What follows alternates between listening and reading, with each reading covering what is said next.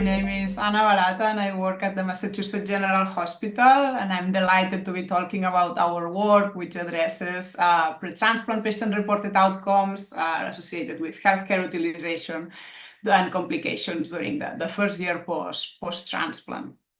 The background for our study is that hematopoietic cell transplant is a potentially curative treatment for patients with many hematologic conditions, but is often associated with early and long-term morbidities that affect patients' quality of life and might require rehospitalization after oral hospital discharge.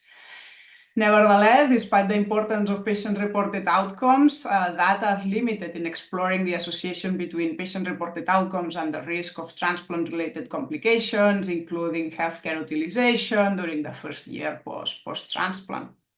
Therefore, we conducted a study, it's a secondary data analysis, and we included 610 patients who were treated with an autologous or allogeneic transplant and who were enrolled in 3 supportive care studies conducted at 3 different institutions here in the United States from 2011 to 2022. We then examined patient-reported psychological distress, quality of life, and fatigue.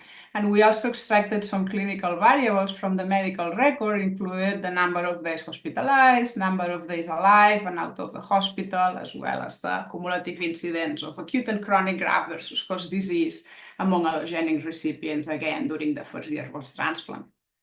Participants included had a median age of 58 years old and were mostly male and white. 53% received an allogenic transplant. Among them, 45 developed acute graft-versus-host disease and 40% chronic graft-versus-host disease.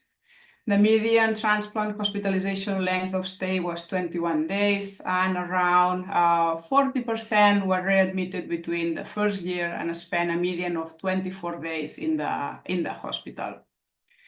We then examined the association between baseline patient-reported outcomes and days alive and out of the hospital during the first year post-transplant. And interestingly, what we observed was that lower baseline anxiety, depression, and fatigue, along with greater baseline quality of life, were associated with increased days alive and out of the hospital during the first year post-transplant, probably highlighting that patients with greater symptom burden and worse quality of life present with multiple physical complaints, lower overall well-being, and health behaviors that might result in non-adherence to medical indications and in turn require more hospitalizations. Interestingly, we also examined and observed that worse baseline fatigue and lower baseline quality of life were associated with more days spent in the hospital also during the first year post-transplant. And it was interesting because prior literature has also noted that the diagnosis of any mood, anxiety, and adjustment disorder during hospitalization for transplant was associated with longer hospital stay, again for transplant. And then it was interesting to see that the prognostic value of patient-reported outcomes and patient-reported physical and psychological symptoms not only apply to hospitalization for transplant, but also to time spent in the hospital during the first year post-transplant, therefore highlighting the prognostic value of patient-reported outcomes. Then we finally examined the association of baseline patient-reported outcomes with acute and chronic GVHD, respectively.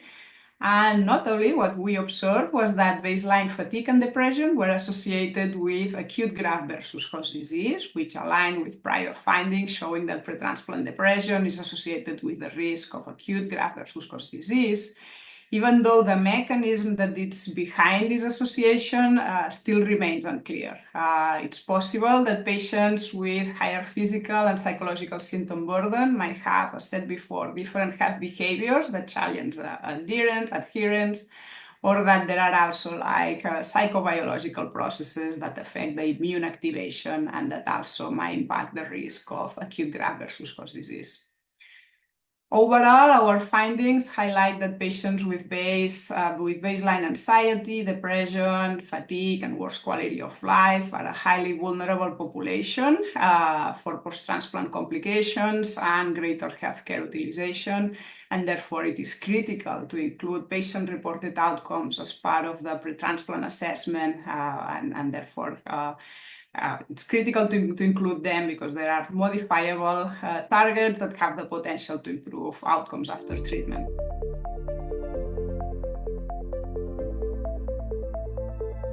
It's critical to keep working on integrating these patient-reported outcomes as part of the pre-transplant assessment, also during the treatment trajectory, and probably developing and implementing symptom monitoring and management interventions. We know from patients with solid tumors that they are efficacious in improving symptom burden, reducing admissions to hospital, ER visits, and improving overall survival. So that could be the direction for our next steps.